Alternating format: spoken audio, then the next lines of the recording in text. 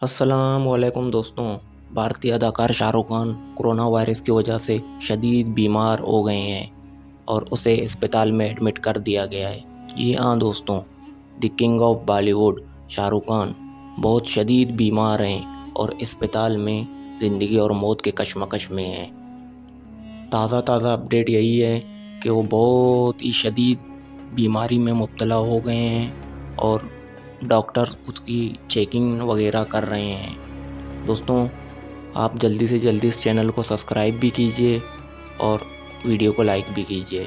दोस्तों, शाहरुख खान जिसने अपने करियर में बहुत ही हिट फिल्में दी है, अब उनकी ज़िंदगी खतरे में है।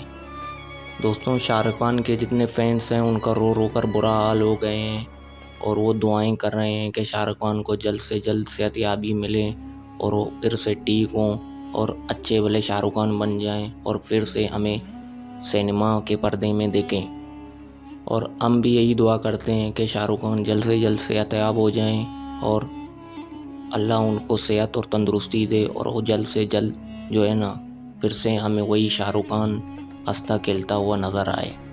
हमें जो भी नई अपडेट मिलेगी हम आपको बता देंगे।